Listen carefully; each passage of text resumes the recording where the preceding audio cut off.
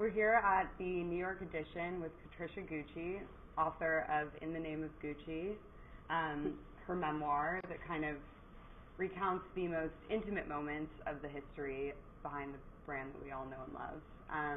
Thanks for coming on with us today. We're really excited to talk to you about this. My pleasure. How's the experience been so far? Of the promotion? Being here in New York and promoting this book, and New York is incredible. So if there's ever a place to do any promotion because of the energy that it gives you, it's perfect because it really. Actually, I started the first promotion in California, so that was a nice little stepping stone. Slow entry into this whole frenzy of everything that I've been doing. But yeah, I mean, it's exciting. You know, New York was a time in my life with my father. It's a good period, long period actually. I lived here in the 80s, and I love it. But I don't know if I could live here anymore because I find it quite exhausting. It takes a lot of your energies. But yeah, it's been an interesting experience, and every day I'm learning something new about my book, even myself, when I talk about it, because it's a very personal, very personal story, as you know, and but for me it's resonant. It's still, I feel when I talk about it, I go back into those days in so many ways, because it was sad at times, it was happy at others, and it's my mother, it's my father, and it's been an incredible process to get to this point, writing this book, talking about it, and everything else, and then hearing how people react to it too. It's nice because everybody gets something different from a human point of view, as a mother, as a daughter, from a historical point of view regarding the history of the company, which I'm very pleased that people are interested still to know, and actually are surprised that they didn't know.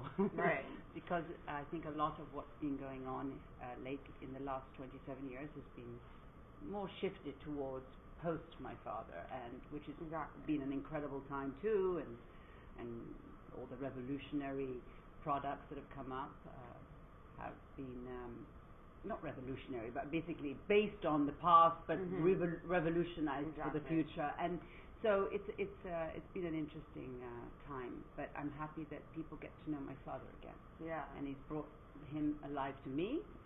I hope that people will understand what an incredible man he was, and what an amazing legacy he left behind. Well, it's an amazing story, and it's an amazing book. I mean, just understanding the history of where kind of Italy was at the time when he took the reins of the company, and how that's kind of affected the business aspect of it is super interesting. But what's also really fascinating is kind of the cultural implications for family, and what that meant for your family, and sort of your parents' relationship and being in secrecy. What do you think how do you think that's affected you and your role within the company and raising a family of your own?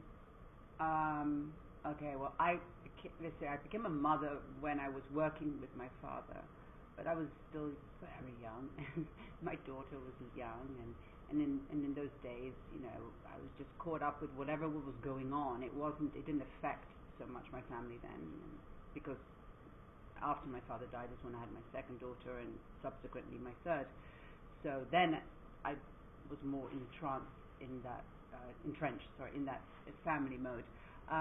But before that, the company itself, growing up, I wasn't really exposed much to it, because I was in boarding school in England and Switzerland and all that, and I didn't really understand how incredible the brand was and how big it was. I had this last name, but in those days, I was around people that we were all pretty much, maybe some of us had brand names or whatever. We all came from a certain environment that having a name was not an issue. It's not like you looked and were impressed.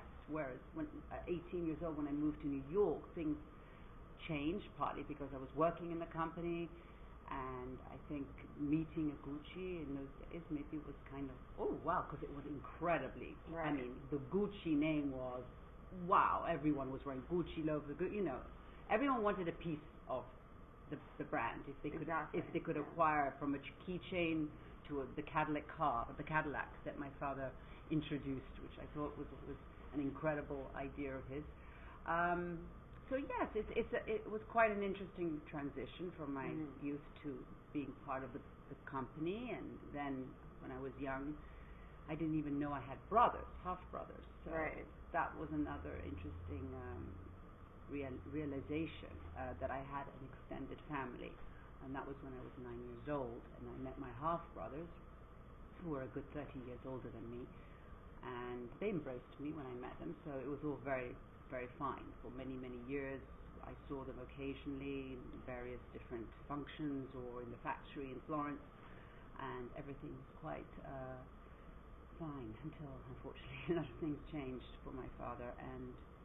But you know, it was an interesting education also, working for the company with my father. I learned a lot. I was young. You were the first woman on the board, correct? Yes, I look back and I say, oh, okay. That was sort of a thing that my father decided, because I think it was he needed me to be on the board to support him and to learn a few things. But it was hard because I couldn't keep up. You know, there was a lot of talk about, you know, things that I hadn't really experienced at that point to understand. So, but in the meantime, I sat there. And if my father says, yeah, go ahead and vote for this, I said, okay, that's what I'm here for, as a good little daughter. So that was an interesting, but I was the first woman in the company, yes. Well, it's amazing that you ended up taking on such a role with it, especially since in the kind of early stages of your parents' relationship, it was all kind of a secret. What was sort of the turning point where everything kind of came out? Well, believe it or not, it sounds like I was a secret for a long time, but it wasn't. I mean, the first years, of course, because it was taboo for my father to even had an affair, so my parents had to, you know, do all this subterfuge, and because my father could have risked going, you know, criminal. It was a criminal thing in Italy in those days to have another woman, or to have, let alone have a child from another family, out of wedlock. I mean, so there was that going on. I mean, unbeknownst to me, of course, I was very little, and about maybe closer to 2 years old is when my father's wife found out about me, and so that kind of opened up that channel in the family, and therefore there was not as much need to be so secretive, because at that point, and then my father said, look, you know, you have a problem with this, too bad. This is my daughter, this is the woman I love, you know, and that, he drew the line there very, very succinctly. And so, yeah, then after that, I mean, okay, you know, my mother wasn't running around going, hey guys, here I am, you know. She's always been extremely private person, extremely self-conscious about everything, and never was happy in the role she was. She couldn't wrap her head around ever being in the position she was, even though my father doted on her and spoiled her and gave her everything and assured her, and it was never something my mother could really appreciate being in. Do you think that attracted him to her even more? Yes. Her frugality and absolutely. modesty. Because her modesty was, and still is. She's extremely modest, extremely low key. She even doesn't realize how beautiful she was, let alone is still today. And she goes, oh, be quiet, don't say that. Stop. I'm going to get angry with you, Patricia. I'm like, my goodness, Mama. So, yes, he loved the innocence. He loved the fact that she was a really good person, a pure woman. He had never had that before.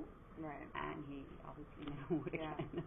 Well, their love story is absolutely incredible. And just reading, I'm a third through the book so far, and just where I'm at, it kind of brings me to tears. It's really special the way that he wrote her letters for so long before they even were able to be together. Do you think that is that sort of an Italian romance thing, or is that really, really kind of special to their... I have no idea. All I know is that my father, when my mother gave me those letters, and when I was starting the process of this book, asking her questions, of course, to understand better her and their relationship and everything.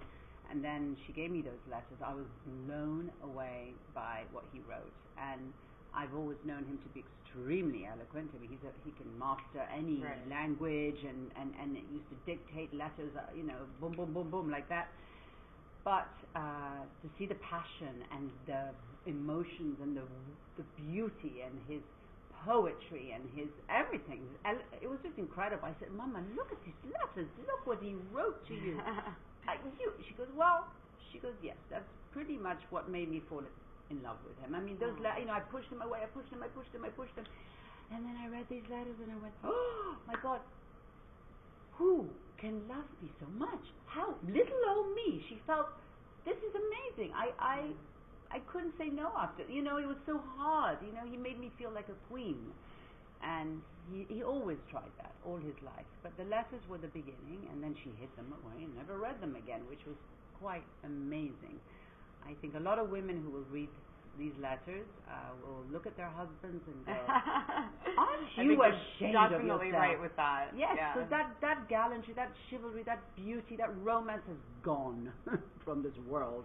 That was completely. That was my next question with dating apps and technology, text messaging. Yes, and that whole exists? messaging, I think that's completely destroyed so many aspects of communication. The immediacy of everything, the brevity.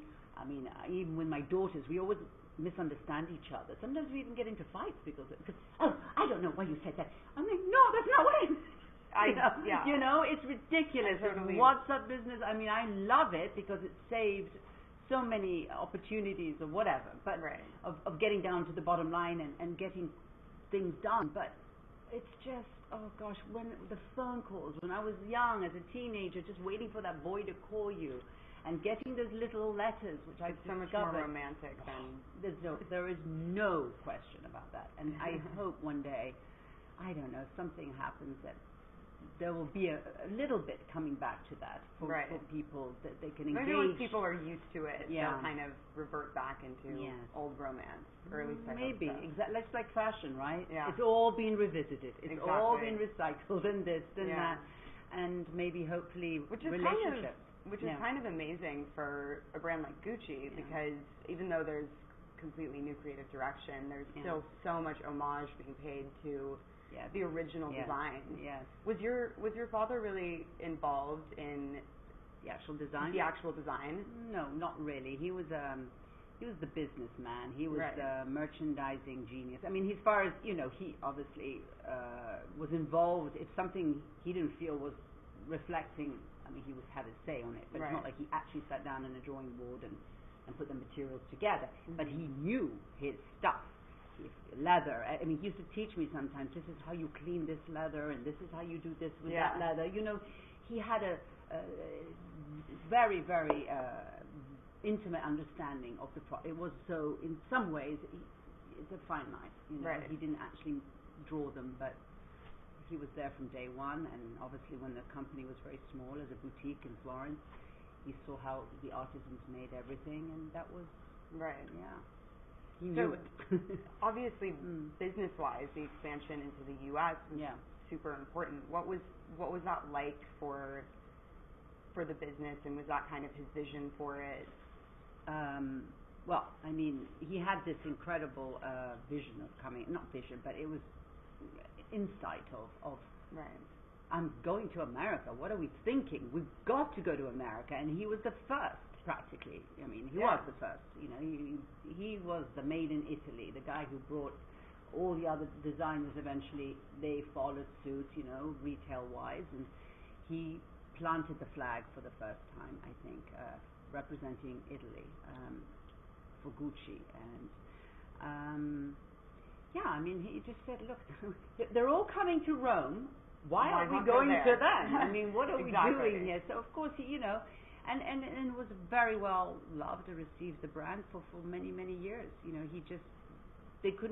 Americans couldn't have enough of Gucci. It was a fantastic opportunity, not have to go to Rome and Florence to buy quality, incredible leather goods. And so anyway, the rest is history. We all know how it all went after that. But he had very good instincts also, which areas, which roads, he pretty much, I think, invented Worth Avenue in some ways.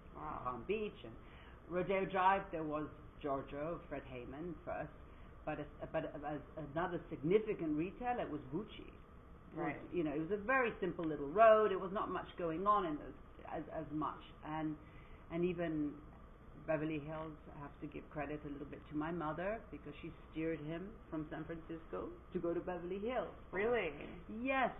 How did she kind of, once she stopped working in the store as his secretary, how was she involved? Was she kind of mentoring him through? Oh, no. I mean, she was involved with my father in nurturing, in giving him strength, in giving him love, in giving him reinforcing anything she was his harbor. She was that person that after traveling around the globe and thoroughly exhausted and more dead than alive, he'd drag himself through the door with the last ounce of energy, and she'd take him, Aldo, come on, take your jacket off, I'm going to make you some pasta, I'm going to do this, go take a hot bath, and just bring him back to life.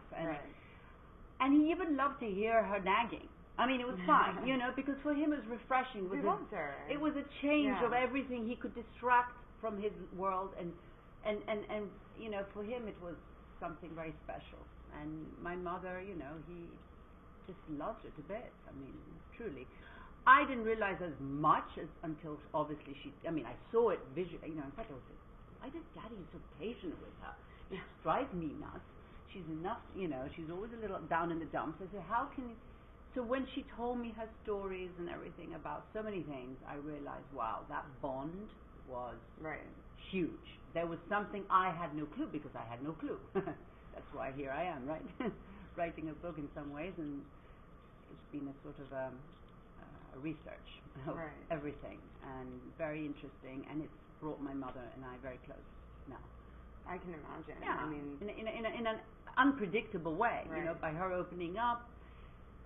I understood her. I respected her. I actually looked up to her and said, wow, you are an amazing woman. And I hope that by me telling this story, a lot of people who know you will see in you someone they hadn't really understood, which was one of her main, always her main, no one understands me, no one understands me. I said, well, Mama, hello. How does she feel now that the book's out there in the world? Like, I don't want to know, I don't want to know, I don't want to know. She's still like that. She's read it. Yeah, she has, but she's, not going there. She doesn't want to talk. She's going day by day with it. She's going, okay, I don't want to know. But then she goes, okay, so and it's that kind of thing. That's how she is, and yeah. What was her reaction when you told her that you wanted to write this book, and why did you want to write the book in the first place? She didn't believe I was actually going to write a book. I mean, honestly, she still sometimes can't understand it's actually happened.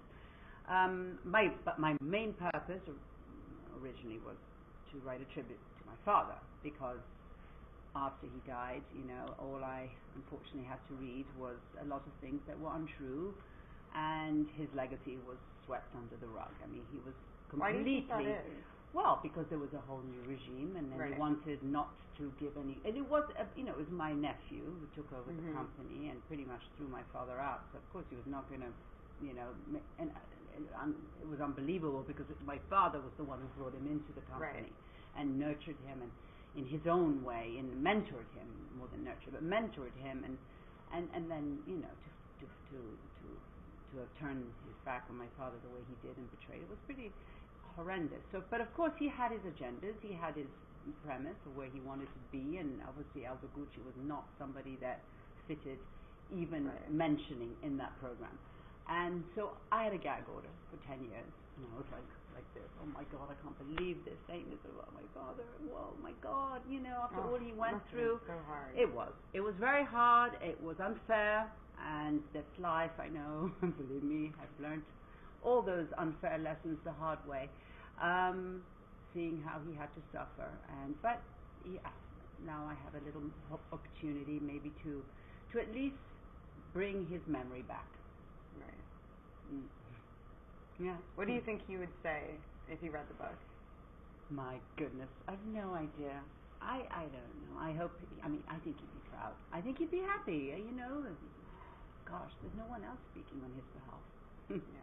And and how incredible that you and your mother were kind of the people by his side throughout the most tumultuous years of his life, and then you paid the kind of best tribute a daughter could ever pay to their dad.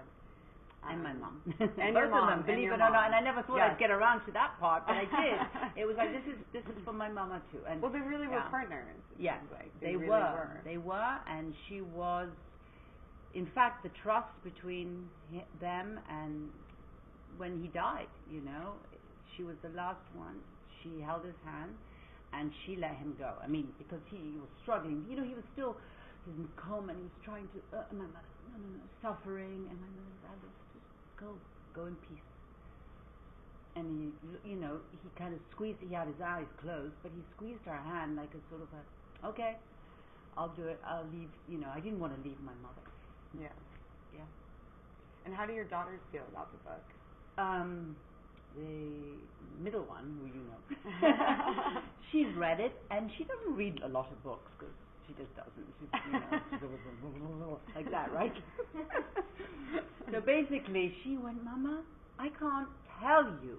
I never, in my wildest dreams, expected this book to be this way. And gosh, you know, she read it like so fast in one day, and yeah, she's so proud and happy, and so she's been very, very helpful and supportive with me in all this business of talking to the public and media. And yes, it's something that's not exactly I'm a pro at.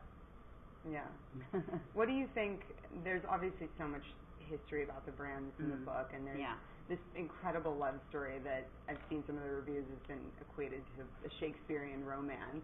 My mother wouldn't think that, but still, I think looking back, yes, obviously it was a lot of ups and downs for my mother, but looking back, I say to her, you know, Mama, you should be proud, because look what you were for Daddy, number one, and look at the life you led. You know, in so many ways, you had an incredible life, and you were with the most amazing man. I mean, the man that had he was a philosopher. He's not just a genius in business. He was just an amazing human, funny, comedic, ingenious. He saw things. He saw through, you know, all these sorts of situations. You were exposed to one of the most incredible relationships, and you've blossomed because you are who you are because of that.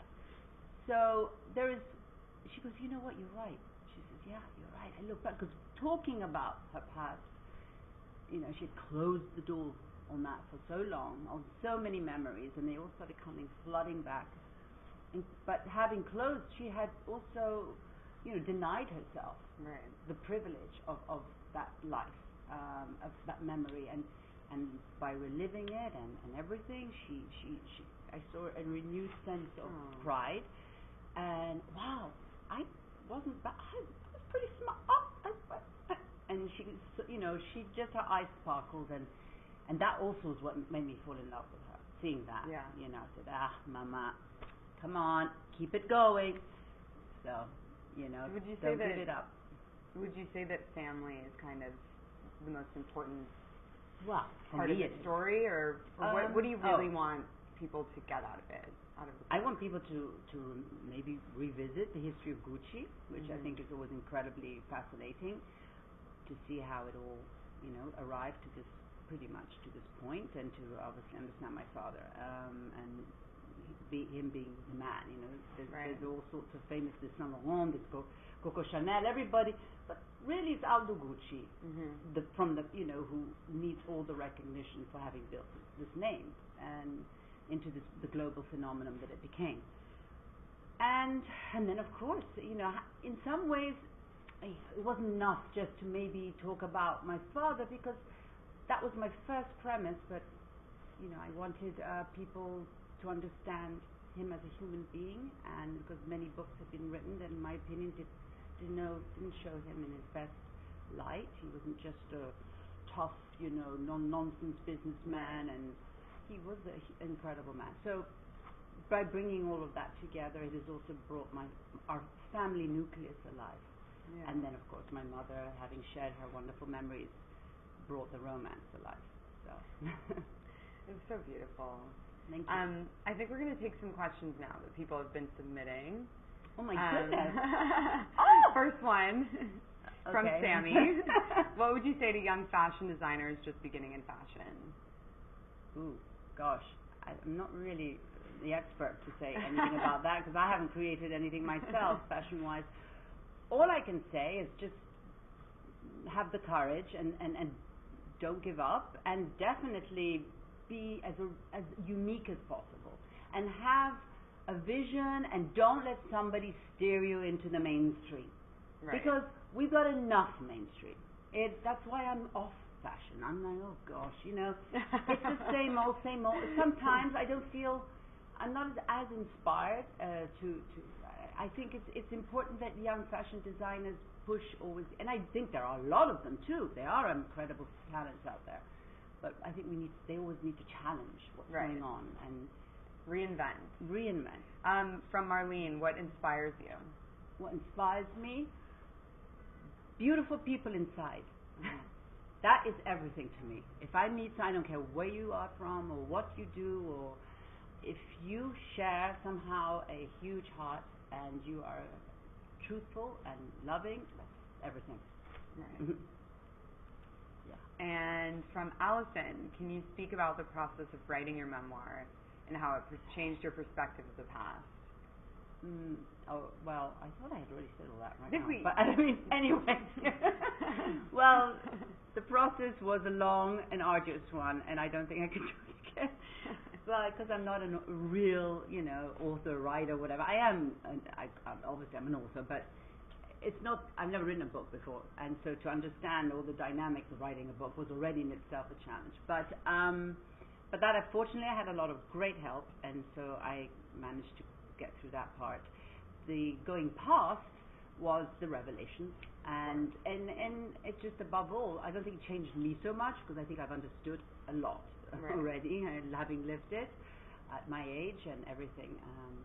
But it's always a lesson. I'm always learning every single day. So, right. Yeah. So what's next? Are you thinking about doing a movie? I'm sure you've been asked that by everyone who's read the book because it is very theatrical. Yes, it is apparently reads like a screenplay. That's what I've been told quite a few times. I don't know. There's many opportunities out there. Sure, I know there's some people been knocking on the door, and I have no idea right now. I'm focusing on finishing this. Right.